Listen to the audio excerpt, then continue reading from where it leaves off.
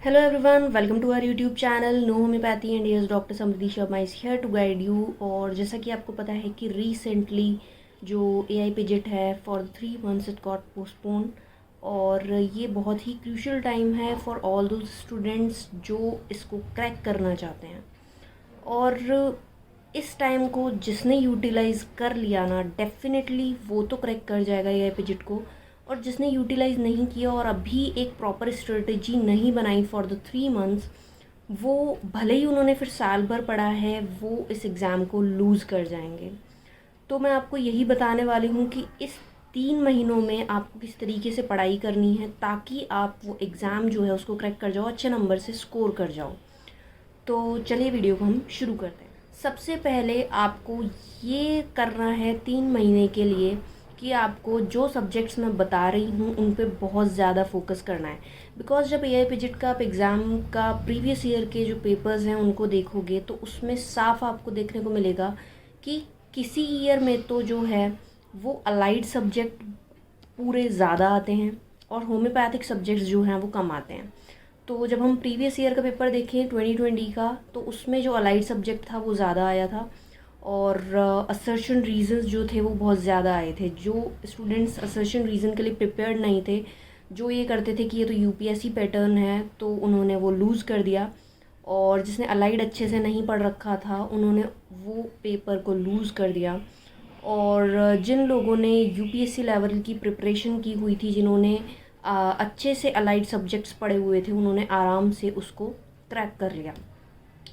तो सिंपल सा आपको मैं क्या बताना चाहती हूँ, आपको ये बताना चाहती हूँ कि किसी साल तो है जो होम्योपैथिक सब्जेक्ट्स ज़्यादा आते हैं पेपर में और किसी साल में अलाइड सब्जेक्ट हैं जो ज़्यादा आते हैं पेपर में। और ये अल्टरनेट में चलता रहता है कि एक साल अलाइड ज़्यादा आया और एक साल जो है होम्योपैथिक सब्जेक्ट ज़्यादा आया। तो अब आपको करना क्या है वो मैं बताने वाली हूँ। सबसे पहले होम्योपैथिक सब्जेक्ट जो हैं वो 4 हैं कि मटीरिया मेडिका हो गई, रेपर्टरी हो गई, फार्मेसी हो गई और ऑर्गेनन हो गई। तो ये चारों तो ऐसा है कि हर किसी बच्चे ने ये सब्जेक्ट जो हैं वो पढ़ रखे हैं, क्योंकि अगर वो होम्योपैथिक फील्ड में आया है तो ये सब्जेक्ट तो उसने पढ़ ही रखे हैं। तो अगर आपने यही सब्जेक्ट्स पढ़ रखे हैं और तो बहुत अच्छी बात है, आप जो है 50% पेपर अपना कर लोगे, ठीक है। और वो हर कोई इंसान करने वाला है।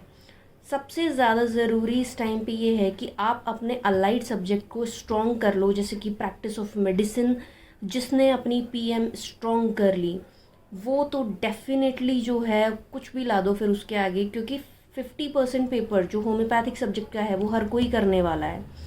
आपको अलग कैसे निकलना है उस भीड़ से, आपको अपने अलाइड सब्जेक्ट को स्ट्रॉन्ग करना है, आपने जो पीएम है उसको अच्छा करना है, आपको गायनी ऑब्स का जो पेपर है वो अच्छे से अटैम्प्ट करना है।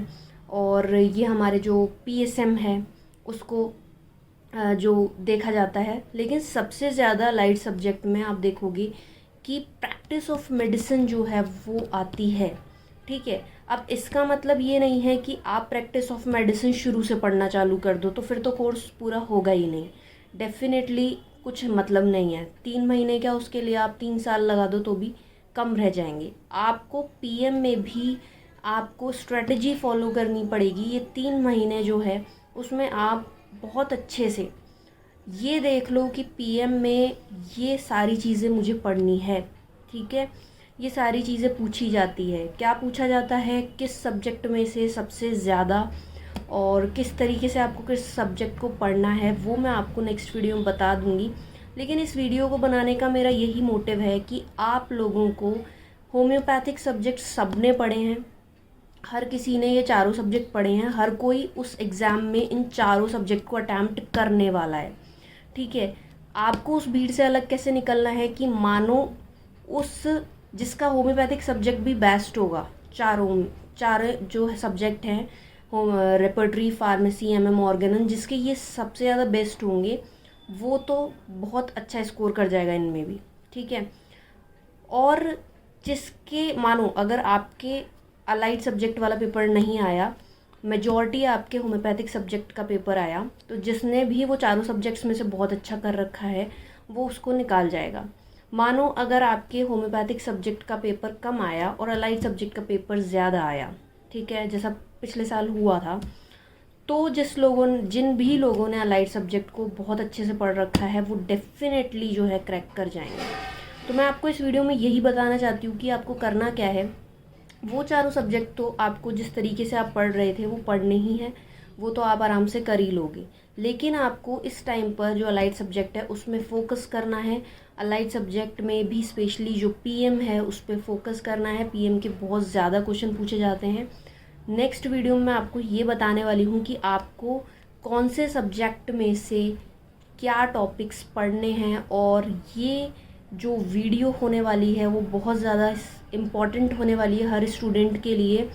बिकॉज़ किसी को नहीं पता कि कौन से टॉपिक ज़्यादा आते हैं, कौन से सब्जेक्ट्स में से क्या पढ़ना है। लोग क्या करते हैं, शुरू से पढ़ना चालू कर देते हैं। आप अगर शुरू से सब कुछ पढ़ना चालू कर दोगे तो इसका मतलब ये नहीं है कि आप उस एग्ज़ाम को क्रैक कर जाओगे। इम्पॉर्टेंट होता है स्मार्ट स्टडी। स्मार्ट स्टडी बहुत ज़्यादा ज़रूरी है। जैसा कि पिछले साल जो एग्ज़ाम था वो पोस्टपोन हुआ था, तो उस पोस्टपोन टाइम को जिसने बहुत अच्छे से यूटिलाइज़ कर लिया कि हाँ ये स्मार्टली मैं इन 3 महीनों में प्रिपेयर कर रहा हूँ अपने आप को फॉर द एग्ज़ाम, वो उस एग्ज़ाम को क्रैक कर गया। बिल्कुल दिक्कत नहीं हुई, भले ही असर्शन रीज़न बहुत ज़्यादा आए थे। और यही वो टाइम वापस आ गया है जिस टाइम में आपको स्टडी स्मार्ट करना है। आपने पूरी पढ़ाई पहले आप कर चुके हो, कोई दिक्कत की बात नहीं है। अब आपको ये पढ़ना है कि पेपर में ये आने वाला है, ठीक है। इस तरीके से आपको पढ़ना है कि ये आने वाला है पेपर में।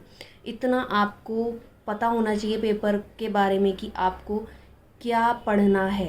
That is very much important. क्या पढ़ना है ये जानने के लिए आप नेक्स्ट वीडियो देखिए मेरी। मेरे को इससे आपको यही बताना था कि आपको प्रैक्टिस ऑफ मेडिसिन बहुत इम्पॉर्टेंट है, पढ़नी है। होम्योपैथिक सब्जेक्ट जो है वो हर कोई पढ़ता है। होम्योपैथिक सब्जेक्ट चारों जो है हर कोई पढ़ के जाएगा।